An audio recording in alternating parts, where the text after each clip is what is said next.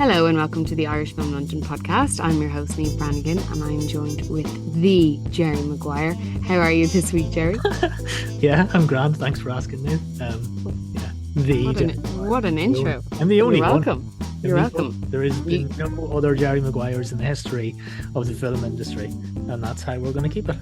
Okay, personal question. When did Gerry Maguire the film come out? I was like 9 or something when it came out. Oh, okay. So actually you are the OG.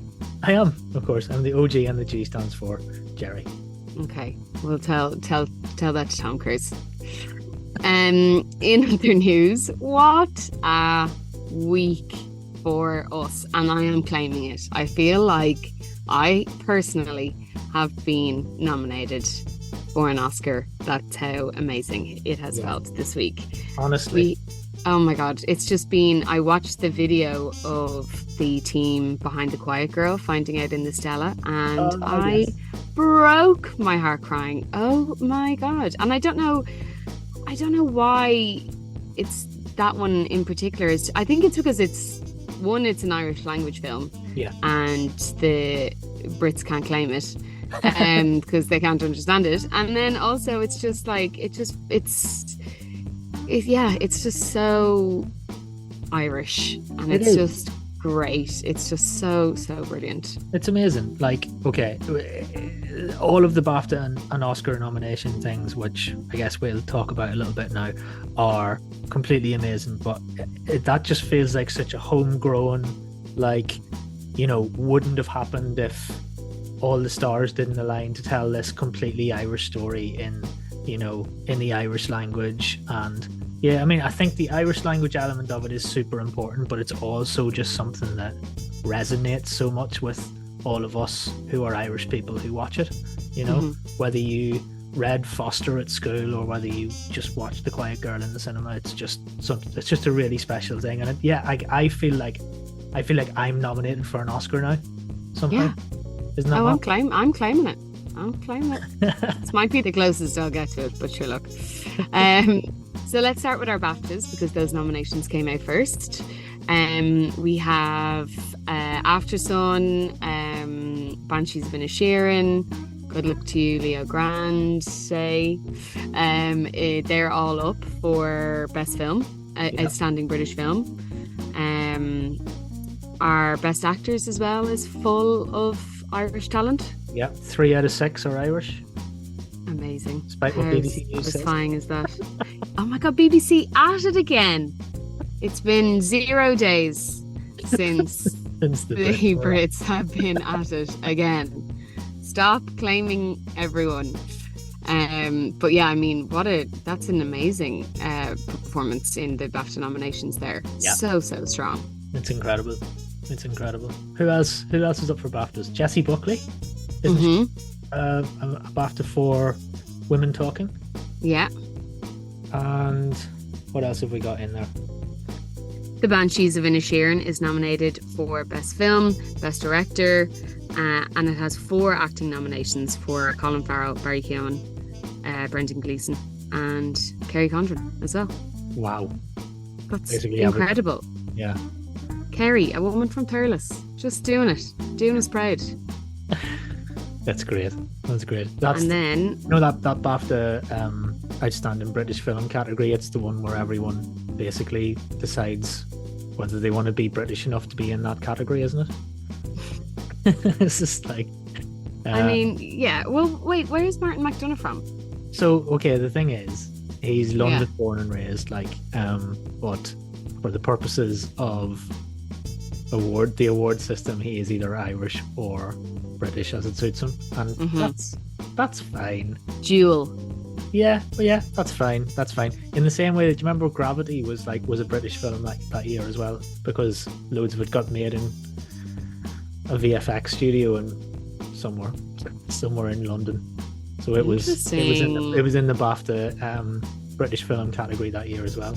So it's always that category always has that. It's a bit wild, all right.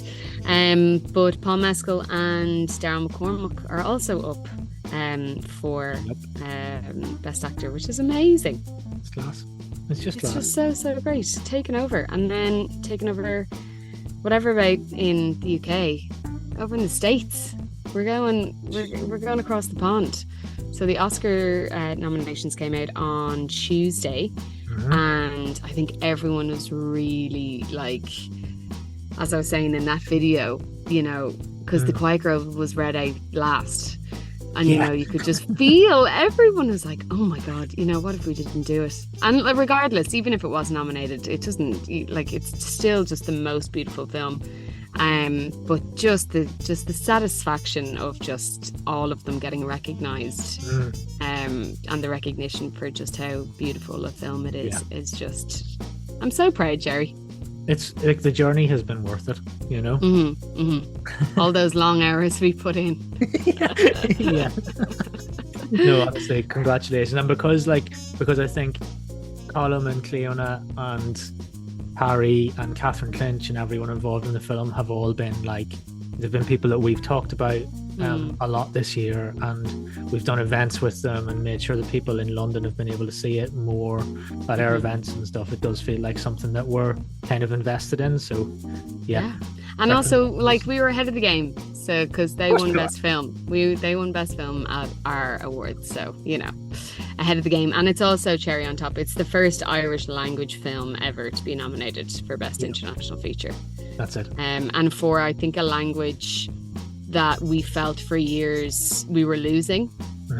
I think this is really, really special. And if anyone is interested in hearing more about that, we have a podcast dedicated to that whole subject matter of Irish language and Irish language films.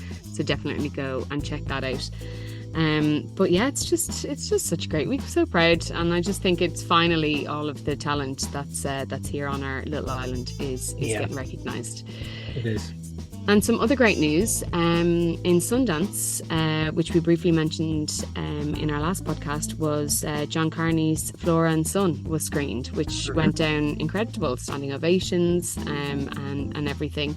And it entered into a fierce bidding battle, and it sold to Apple for, drumroll.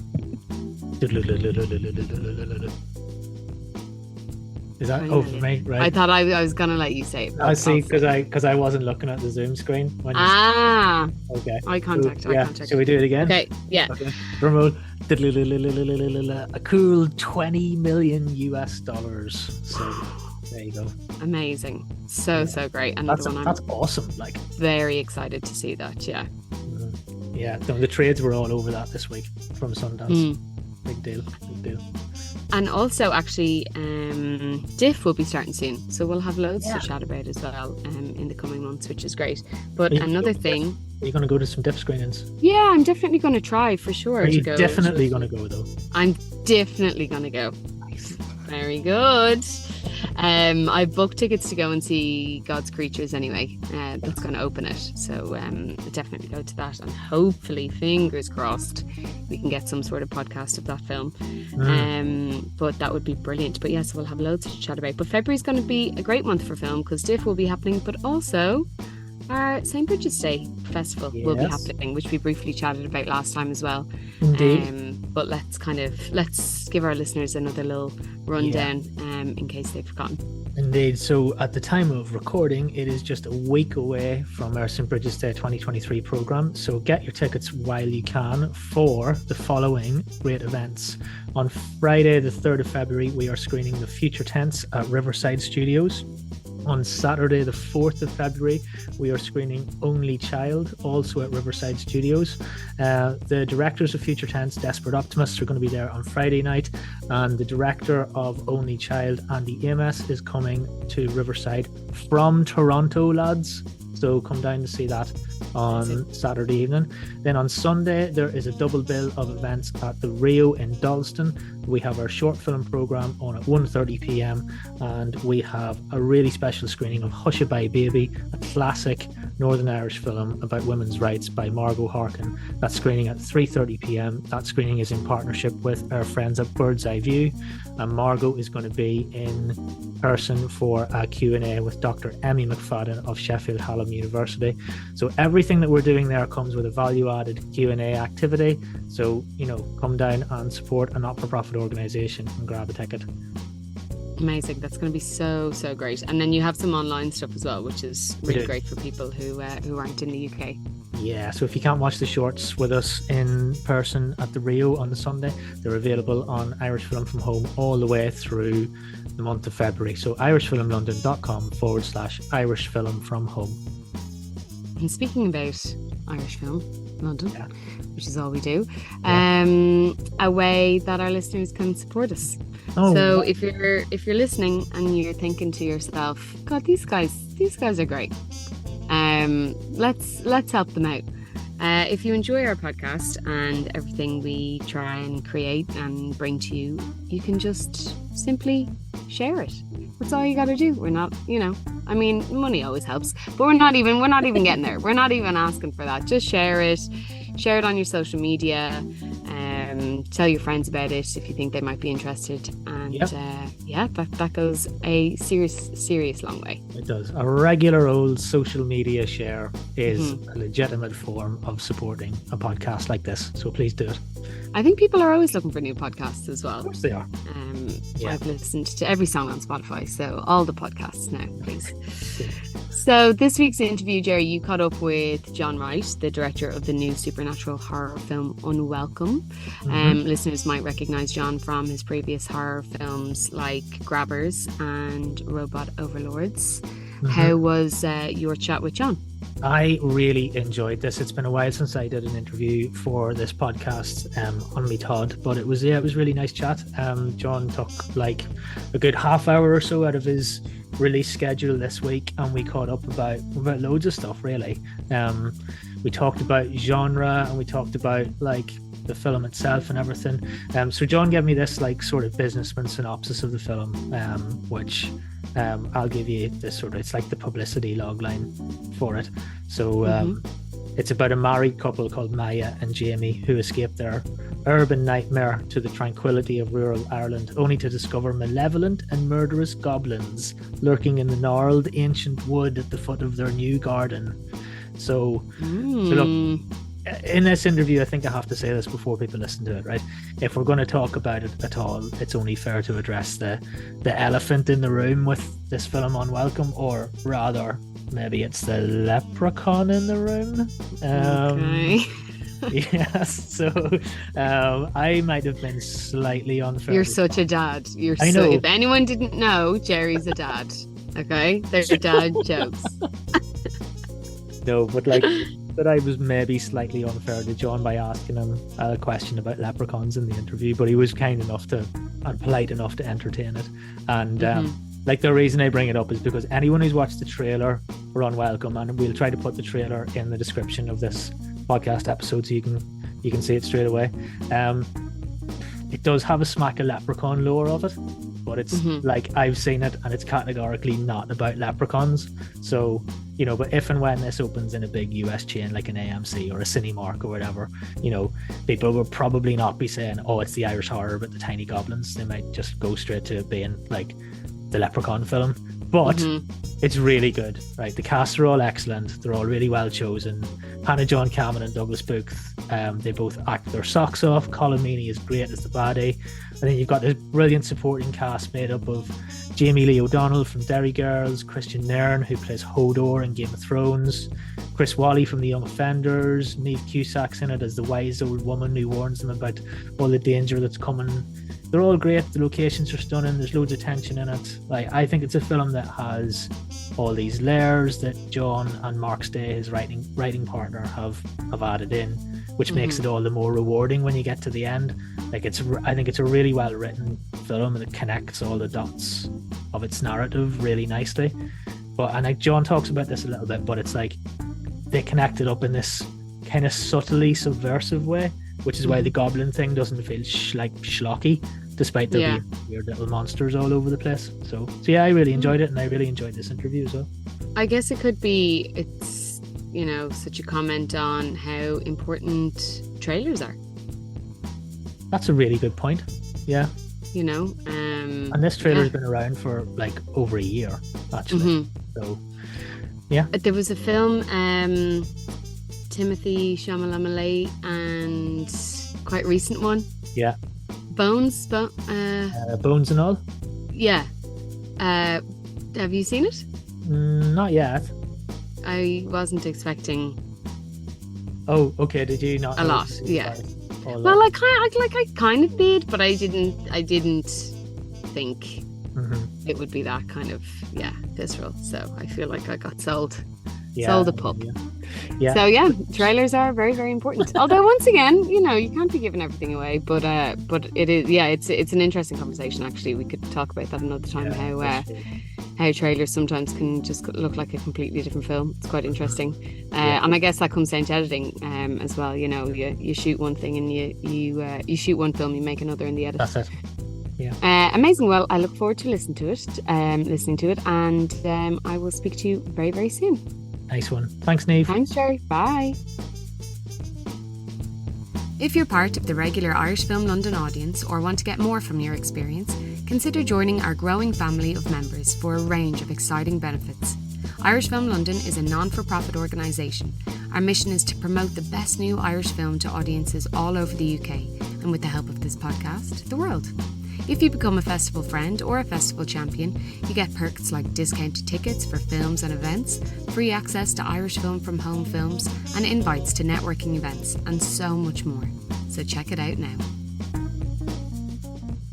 So Jon Wright joins me today for our podcast. Jon, thank you very much for taking time out of your release schedule for your new film Unwelcome to talk to us.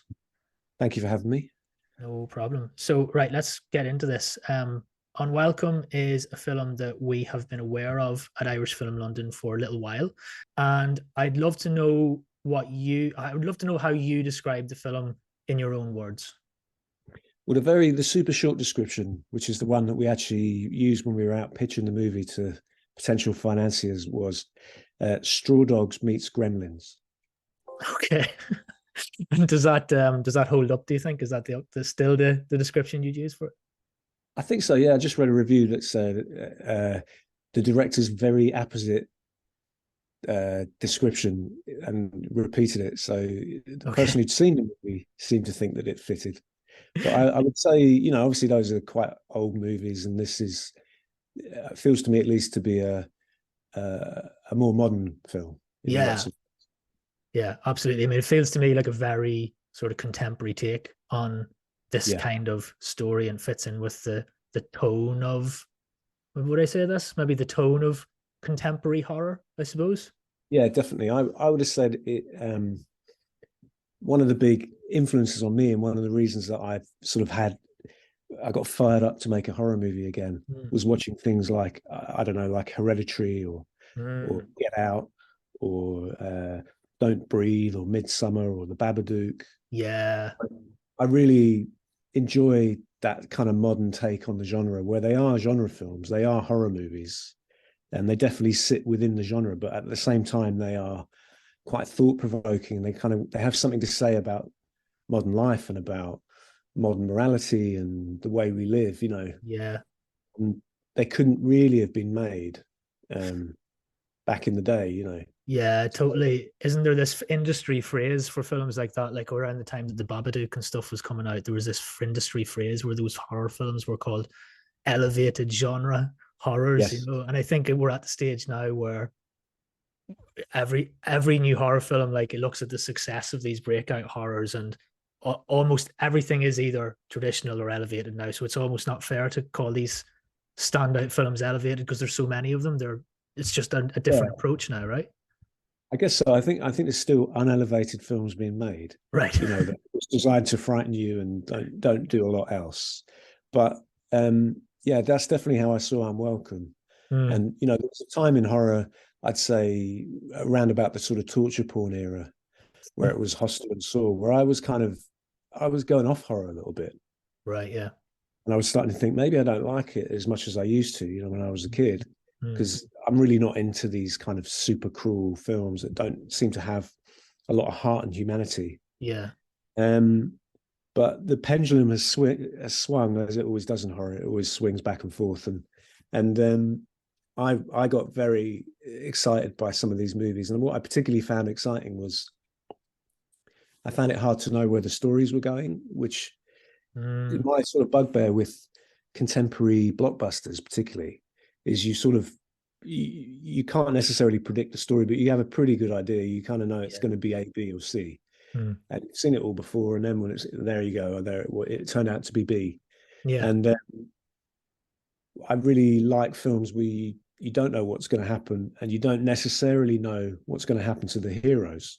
Right. And they might not make it, or they might go through a lot, or you're just never quite certain. I think there's a real enjoyment in that. It's something very exciting and unpredictable when you see a story and you don't know where it's going to go.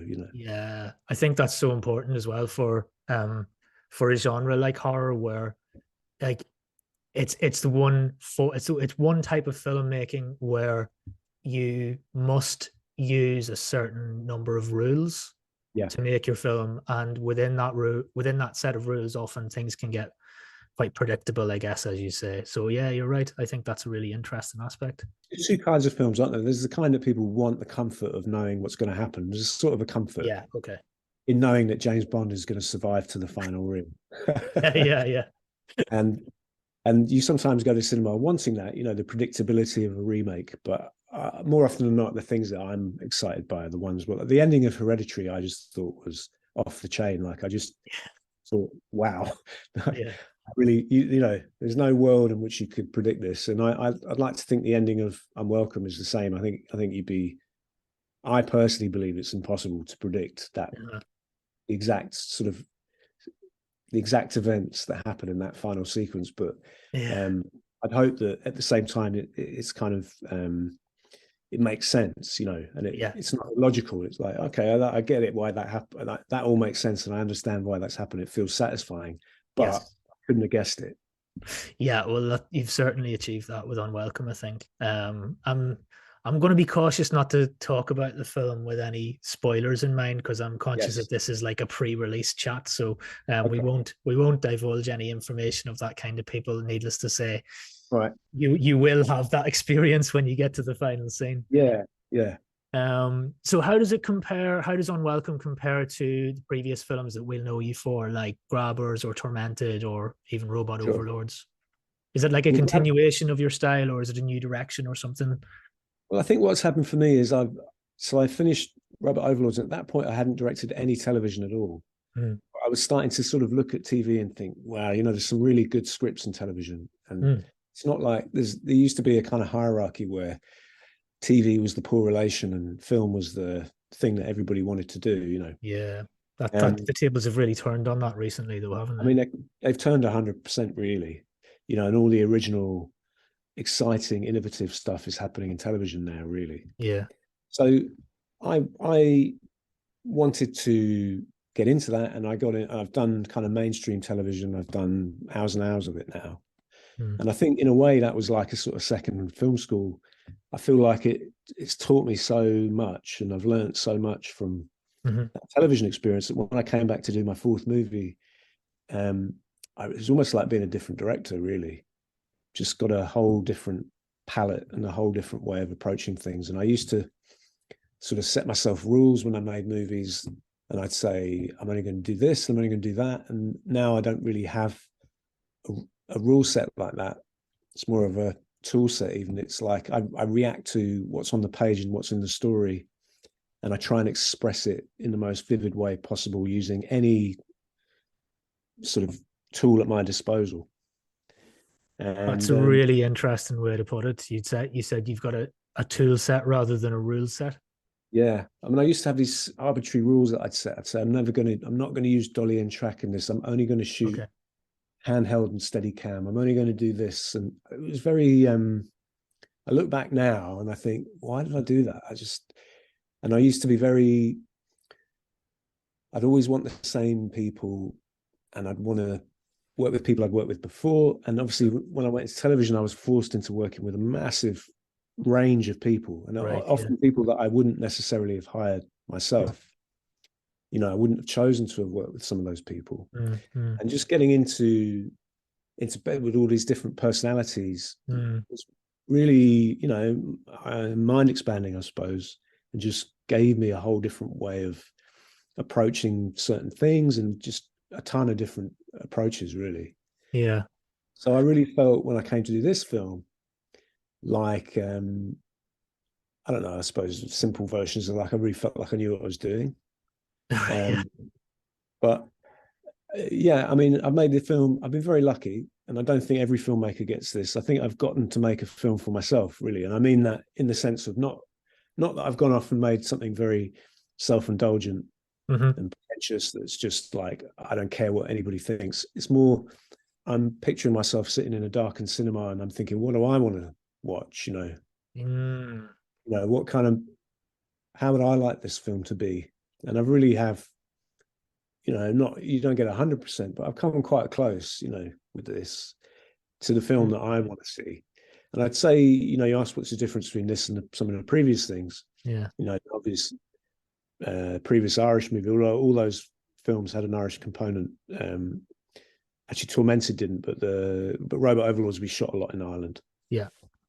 But the main difference I'd say between this and Grabbers is a horror comedy, and we go after laughs, and it's meant to be funny, and if there's a laugh, sometimes we chase it.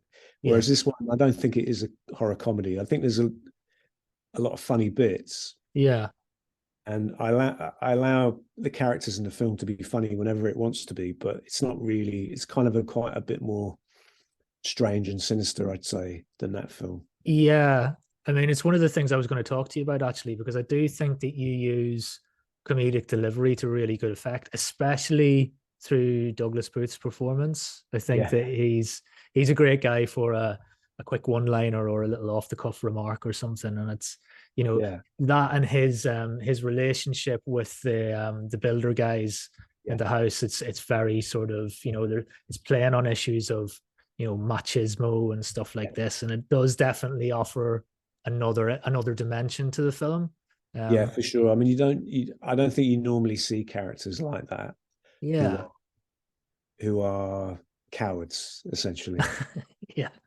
And he's battling with his own cowardice. I mean, that was the genesis of the movie, really. That was the beginning of the movie. It was me and Mark Stay, my writer, had a conversation where we really were taking the mick out of each other. We were laughing at each other and ourselves at how big cowards we were. Okay. I had my first and last fight at the age of 9. Right. Okay. As soon as that first punch was landed, I thought, I don't like this. And I know I'm not going to be any good at it. And my dad, who was sort of two-fisted, graduate at Queen's University, who loved nothing better than to have a drink and a fight. Right. Took me out in the garden when I was probably, I think, about 13 or 14. And he said, right, son, I'm going to teach you how to box. It's time now. And I said, Dad, I'm a pacifist. And I've never seen a man so disappointed in my life. Like his shoulders sagged. He was just totally crestfallen. I really pulled the rug out from under him. I think he would have preferred it if I'd said I was a terrorist or, he couldn't have been more disappointed. And we went back into the house, very sort of like a funeral march back into the house. Oh, dear. And then, so, I am a pacifist. I love violence on screen, weirdly, paradoxically. I love blood and guts, and I really enjoy it if it's done with heart and humanity and kind of for real. Yeah. But Mark and I we were having this conversation. We were laughing at each other, and then we said, "But if our children were threatened, that would be different." And so I have a 13-year-old son, and he has teenage kids, and we both agreed that actually, if our kids were in danger, if their actual lives were in danger, we would be violent. And not only would we be violent, we'd probably go over the top. As cowards, you'd probably reach for a weapon, a pipe or anything that was around, a hammer, and you try and end that confrontation ASAP. Yeah, yeah. So weirdly, how could a pacifist be ultra violent? Which, that was the sort of dramatic question. And that to me was interesting. I thought, I want to take a couple of characters and really put them through that. Yeah. Get them to answer that question. And you've got 2 different answers in the film to the question, Yeah. What are you prepared to do when your lives or the lives of your children are in danger? Yeah. And what I really enjoyed and what I'm ultra grateful to Doug for, Douglas Booth, who played Jamie, is he played the coward, and he played it honestly. I think paradoxically and ironically, it takes a lot of courage to play a coward. I know what you mean. Yeah, yeah. It's A lot of actors wouldn't do what Doug did. And when we came to shoot the scenes, I sort of thought, and you know the scenes I mean, I fully expected him to start tweaking it and playing with it and saying, what if I did this and what if I did that? And maybe I should stand up and push back, and maybe I shouldn't be quite as pathetic. But he's like he has the looks of a leading man, but the soul of a character actor, you know. Yeah. He was very willing to go there. He went 100% there. Yeah, he really did. It was a really enjoyable aspect about going through that journey with him as a character as well. Yes. Really good. So let's talk a little bit more about your great cast then. So you've got Douglas, you've got Hannah John-Kamen in the other leading role. She's brilliant in it. Hannah's amazing. She's probably, I would like to think that she'll get some recognition for this, for how good a performance it is. And you do wonder, because when there's films with goblins and running about with little knives and people being disemboweled and what have you, you kind of wonder whether people can see the performance. But I really think it's quite special. I mean, she blew me away on set day in, day out. Like, she'd do something and I just think, wow, that's a really incredible bit of acting, a beautiful bit of acting. She sort of treated it like she was playing a kind of Oscar-worthy drama, not a genre, and really lent into it and tried to play the truth of it. And so, I mean, she's quite a special actress. I think it'd be interesting to see what happens to her in the future. But yes, I interrupted you there when you were listing them off. No, I mean, I'm very happy that you did, because I think Hannah deserves all the credit for that. But overall, you've got an incredible ensemble in the film. I'd love to know about the casting process and the journey that you went on to pull all these together. And well, Hannah and Doug, we had our list and we offered it out, and they were near the top, at the top, I should say. And with the Irish actors, they were the top. So we kind of were like, there's 3 people who can play Daddy Whelan. Or maybe 4 actually. But you could probably guess who they are. I'm not going to name names, but sure. Like, you can imagine. Yeah. It's which of those 4 are we going to go for? And we really, I mean, that's a big decision, because those are 4 really great actors. Yeah. But I just thought Colm is the guy, really, because he really looks like he could run a building firm. Colm. He just looks like so many of those people I've come across in the South. Yeah. On my travels. Yeah. And also, he doesn't normally play a villain. I don't know if I've really seen him play a villain all that often. He's normally plays a really good guy, which is what he is in real life. Well, that's fun to just see him playing somebody like pretty nasty. Yeah, he's got that sort of like that volume in his performance that like can be really, really intimidating if you just push it in that direction. And I think you've done that really effectively here with this daddy character. He's got that sort of alpha male thing, but it's under the surface normally with Colm. Right. With this, we get to really see it come out. And I think there's sort of layers that peel away. You kind of initially think, oh, he's quite kind of likable. He's got this tricky family. You don't ever do what they're told. So he has to be quite strong with them all. And then the layers peel away and you gradually realize, no, actually, this guy is a properly nasty piece of work. Yeah. And he comes to teach Maya, the heroine of the film, Hannah John-Kamen's character, teach her a lesson, which is he will do anything for his family, and he really will. He's not joking when he says that. He's a madman, really, Brilliant. So we had a fabulous cast of our Irish character actors, Jamie Lee O'Donnell from Derry Girls and Chris Wally from Young Offenders and Christian Nairn from Game of Thrones, and they all brought their own thing to it, and really I felt they all seemed to have a ball on set and really enjoyed themselves, with the ability to be mischievous and malevolent, and there's a sort of playful quality. It's the same with the goblins, actually. They have a sort of playful quality when they're doing evil things. Yeah, because they enjoy it. Yeah, I think there's something really fascinating about characters that enjoy what they do. Don't have guilty consciences. Do you know what? As you say that, when I think about the performance that I've seen in the film, you can kind of tell that everyone is having a good time. In this, I can imagine that the set was a fun set to be on, fun set to work on. Like especially the the Whelan family stuff just feels like it was just a hoot to record, you know. I think that's true. I think they were sad when the film was over. You know, I think a lot of us were actually. It was, you know, a hard working set because you don't get a film like that made. Yeah. By sitting around having cups of tea and a chat. You know, there's a lot of graft goes into it. Sure. At the same time, within that kind of restriction, it was a lot of fun. Mm-hmm. And I certainly enjoyed having those guys on set. And Niamh Cusack, of course, who plays Niamh. She was brilliant.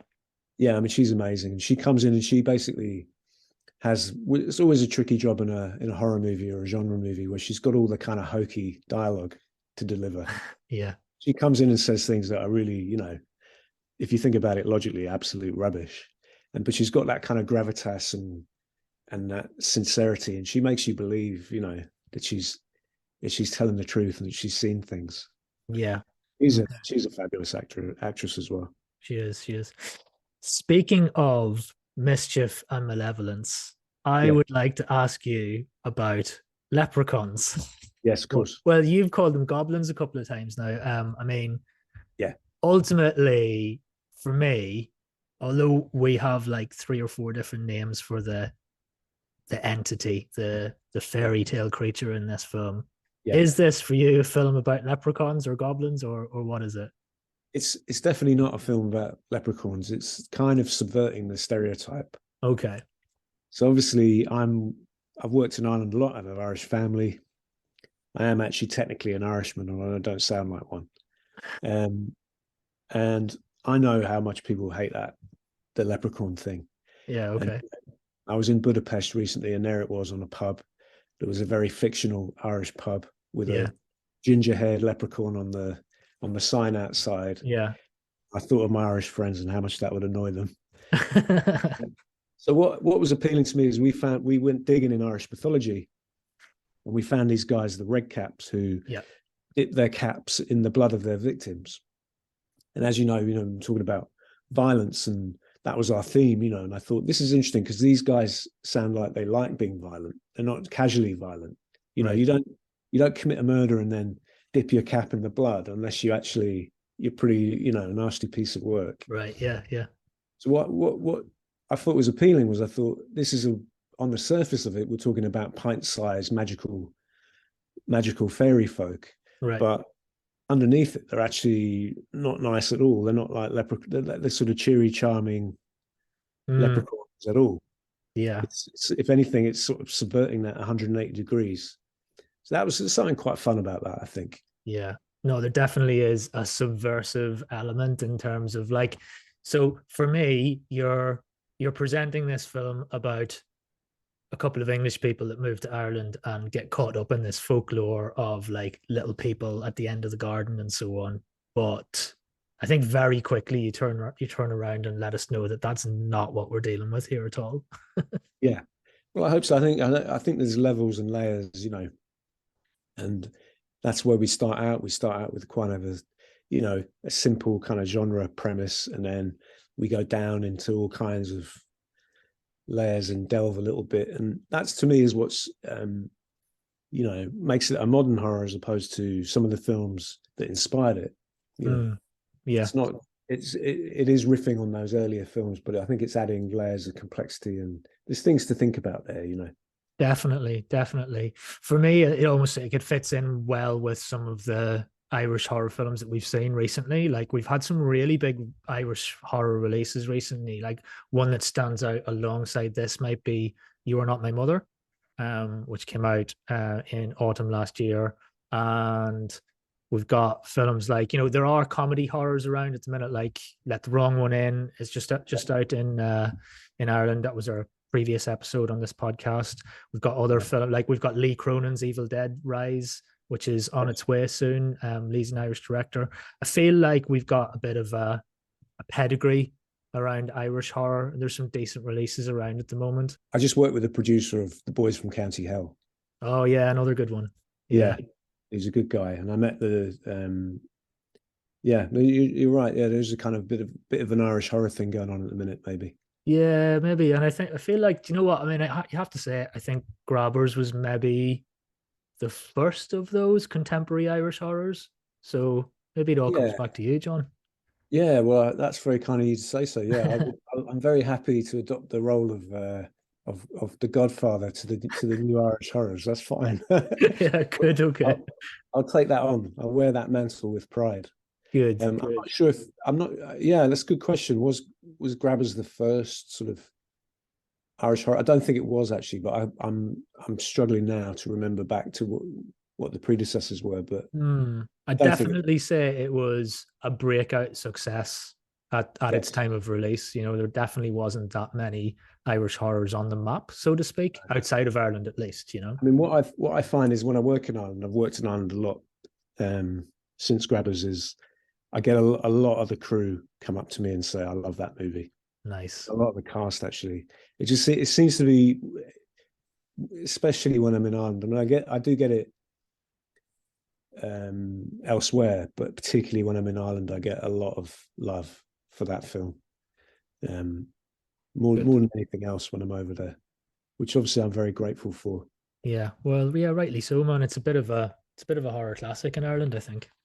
Or Yeah, and internationally. I think if anything, I mean, maybe it wasn't the first Irish horror. I don't think it was that, but I think maybe it was the first one to take this sort of international version of Ireland, the one that people love. So Yeah. if people, you know, international audiences love an English stately home, for example. You know, they love a sort of Downton Abbey with people drinking tea out of china cups and All right. Yeah. Yeah. arguing about what way a scone is buttered. You know, that's the sort of the version of England that is very successfully exported. And I think there's an equally a version of Ireland that people are in love with, you know. And why all these American tourists fly to the southwest and sort of mooch about the villages there in search of their long lost ancestors. You know, it's that super picturesque, quaint, and that kind of version of the Irish personality that's kind of a bit whimsical and philosophical at the same time. And you know, I think it's fun to go and tell stories in those places that don't really belong there. You know. Yeah. I think No, Grabbers was maybe the first movie to do that. It was certainly, you know, to take huge tentacled aliens from space and take them to a sort of very remote, picturesque Irish island. yeah. So, yeah, yeah. I mean, if it's inspired a younger generation of Irish filmmakers to make genre films, I think that's brilliant. Good. Because I would personally rather see those films than I would to see, you know, some kind of gritty and depressing drama in a Dublin council estate. You know, that would be my preference. Yeah. Cool. Cool. So speaking of inspiration, I know I don't have you for much longer. I wonder what your inspirations were. So I want to ask you what your do you have a favorite film? And I'm going to also add on to that. So this is what Niamh does at the end of all her podcasts, and she's not around today, so I'll have to ask you instead. Do you have a favorite ever film? Do you have a favorite Irish film? Yep. So when I was back in the early days of the internet, I had a blog, and I used to write a lot of embarrassing things on there before I realized that people who could give you a job could read that blog. I think we all went through this process with the internet, you know, in various stages. The same thing happened on Twitter as well. But I wrote a list of my favorite films. Now that list had 300 films on it. Oh wow! Okay. And this was about 10 years ago. So you know, you could crunch the statistics from that list, and Martin Scorsese had the most films of any director. I think he had 6 or 7. Right. But if I had to pick a favorite film, then that is really, really difficult. But I'll say, I mean, it varies, it changes. You can tell, you know, if I've got 300 favorite films, I've probably got 400 now. I've got, I don't know, somewhere between 500 and 1,000 Blu-rays, and I would say all of those films are my favorite films. But that isn't answering your question. So No, but you're a bit like myself. I don't think I could. This is the toughest question for me as well, which is why it's Yeah. so interesting to ask everyone. So, but I'll give you an answer, which I'm just giving you that big caveat that I Yeah. want to be able to change my mind, and I Yeah. don't. Okay. This is only today, but I would say um, a film I saw as a kid that really blew me away was E.T. Hmm. It's just a magical film. It's properly escapist, and it takes you on a journey with these young kids. I mean, the performances of those kids is amazing. It really is. Apparently, he shot it all in sequence. So when you get to the final scene and they're waving goodbye to ET, they are actually crying because it's the end of the film, and they've had such a brilliant time, and they don't want it to end. Yeah. Do you know you're not the first person to say that on this podcast as well? It's so interesting. Yeah. Yeah, I think also what's happened to me as I've gotten older. So obviously I saw it. I mean, I suppose maybe what's in my heart is when I looked around and my dad's face was wet with tears. I thought, Oh, wow. And then I looked around the whole family. We all watched. In fact, we all watched it on a pirate video cassette, which is a shameful thing to say. But I looked around the whole family as the lights came up. Everyone was crying. I thought, this is amazing. We wow. united we've all been moved to tears. Yeah. But as I get older, I really appreciate the craft on display in that film, because Spielberg is he's a brilliant director, and he's not showing off. It's not craft that he's saying, look at me, drawing attention to himself. Look at what a good filmmaker I am. Everything is in service of the story.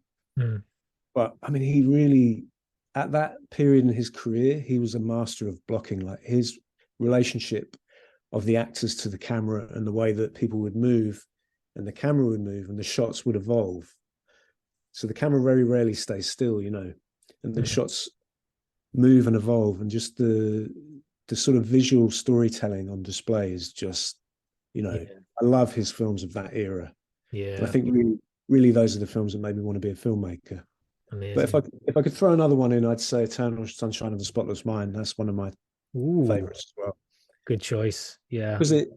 Because I love films where it delves into psychology.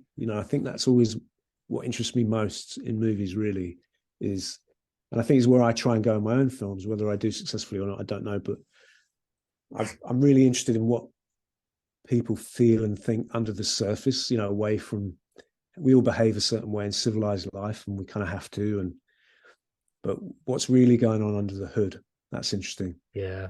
I think that film is just beautifully written and performed, and that's really something, that movie. Absolutely. Do you have a favorite Irish film to throw in the mix? What have other people said, just out of curiosity? There's a real range, actually. There's like people talk about very old films, and people talk about very contemporary, like ones from the last few years. There's a lot of commitments and stuff like this, Okay, so I think for me, I think my favorite would be The Field with Richard Harris. Yeah. I just think, he was such an interesting actor. He was absolutely mesmeric at the beginning of his career. He was, wasn't he? Yeah. It's This Sporting Life, isn't it? The rugby film. Yeah. Extraordinary in that. He is like a bull, he plays Bull McCabe later. That's right. Yeah. Yeah. He's like Brando, really. Yeah. But the Irish Brando. I mean, what could be cooler than that? He's just, exudes confidence and masculinity. And then, of course, he gets, like a lot of Irish people, he gets seduced by the demon drink. Yeah. Became a proper alcoholic. Yeah. And, I remember Tarzan the Ape Man with Bo Derek, which is surely one of the worst films ever, with Richard Harris literally rolling around on the floor, shouting his head off, absolutely incoherent, with Bo Derek desperately trying to drag some sort of modicum of sense out of him. She can't get him to do anything. And he's literally just rolling around the floor, shouting his head off at the top of his lungs. So drunk, doesn't care. Yeah. There's a sort of an amazing kind of freedom to that, not in a good way, really. And then he sobered up, and I don't think he completely gave up alcohol, but I think he cut it right back to nearly nothing. And then rocked up in The Field and just delivers the performance of a lifetime. He's just brilliant in that movie. He really is. It's such a standout performance for any for any film really. But I think it's really interesting what you've done there is you chose E.T., Eternal Sunshine, and The Field, and they're all films that like have standout, like really, really strong standout performances in them. So I wonder if your film taste, or maybe your personal taste, is based on like those kind of strong performances.